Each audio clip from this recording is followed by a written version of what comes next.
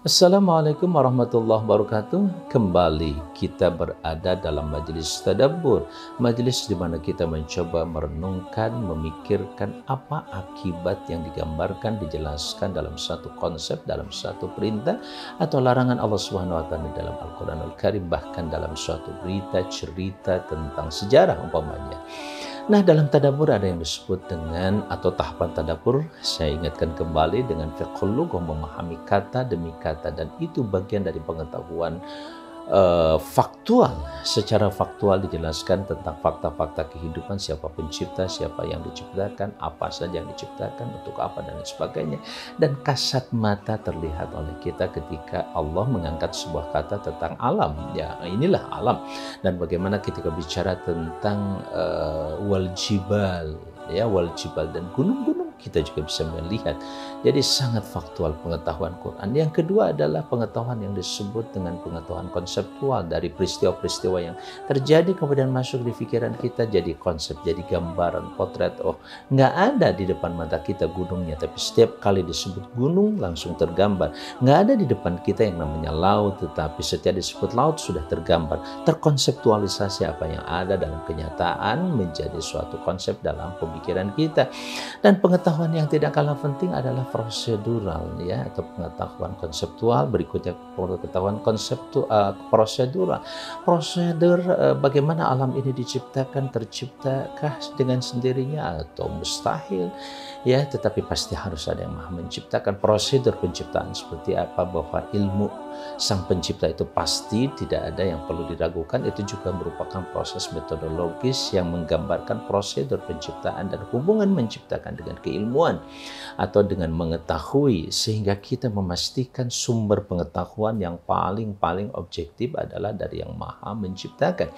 Itu yang paling objektif dan tidak terbantahkan, bahkan sudah menjadi aksioma, artinya tidak perlu diperdebatkan hamba-hamba Allah. Nah, begitu hanya dengan istilah metakognitif, tingkat pengetahuan tertinggi di mana kita bisa mengontrol apa yang kita pikirkan. Tadabbur mengajarkan itu pula. Pada saat kita sedang merenungkan kata demi kata, kita terus mengontrol apa yang kita sedang pikirkan. Apakah karena Allah, apakah bersumber dari Allah, apakah kita yakin kepada Allah, apakah ini yakin dari Allah ataukah tidak. Dan bagaimana konsekuensinya ketika saya memikirkan tentang hubungan ini dengan hubungan ini, kaitannya dengan Allah Subhanahu wa taala yang telah menciptakannya. Mengontrol cara kita berpikir, thinking about thinking, itulah metakognitif, tingkat pengetahuan yang sangat luar biasa. Nah, dalam tadabbur semuanya kita dapatkan dan semuanya kita lalui.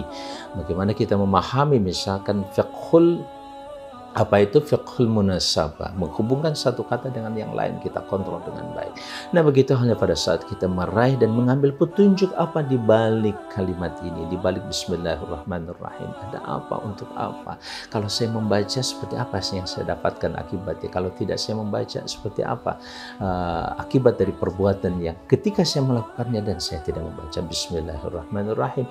Nah, begitu halnya dengan surah Al-Alaq, kita akan mendapatkan sejumlah inspirasi dan informasi yang begitu luar biasa, baik itu bentuknya pengetahuan faktual tentang bagaimana manusia diciptakan dari apa dan bisa terlihat oleh kita hari ini, dan yang kedua juga pemahaman dan pengetahuan yang bersifat konseptual, bagaimana Al-Quran menjelaskan kepada kita tentang konsep-konsep hidup, termasuk yang belum pernah kita lihat. Misalkan Al-Qalam, saat ini konsep Al-Qalam mungkin terlihat adalah pena biasa, tapi ternyata hari ini pena bisa ditransformasikan dalam bentuk pena-pena elektronik yang bisa menulis dalam waktu cepat, hanya dalam beberapa detik atau beberapa menit saja.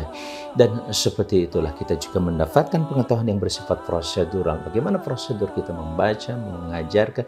Ada proses dan prosedur di situ, dan mulai membaca, kemudian mengajarkan, kemudian dengan kolam menjadi kitab, bahkan pada akhirnya kita mendapatkan pengetahuan yang baru sebagaimana yang diajarkan oleh Allah kepada kita sebagai penciptanya. Dia maha tahu tentang diri kita, sudah barang tentu seperti itu. Nah, begitu halnya di sini pun dalam tadabbur kita mendapatkan sebuah cara berpikir yang sangat metakognitif, berada pada puncak pengetahuan di mana kita mampu mengontrol diri kita, menghisap diri kita. Kita sedang melakukan apa, dikontrol oleh pikiran kita. Bahkan sedang kita berpikir pun kita dikontrol bagaimana cara kita berpikir yang positif, atau hanyakah kau berpikir yang negatif tentang kehidupan ini. Inilah tadabbur.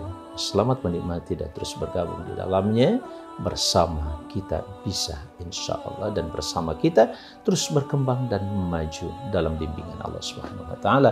Wassalamualaikum warahmatullahi wabarakatuh.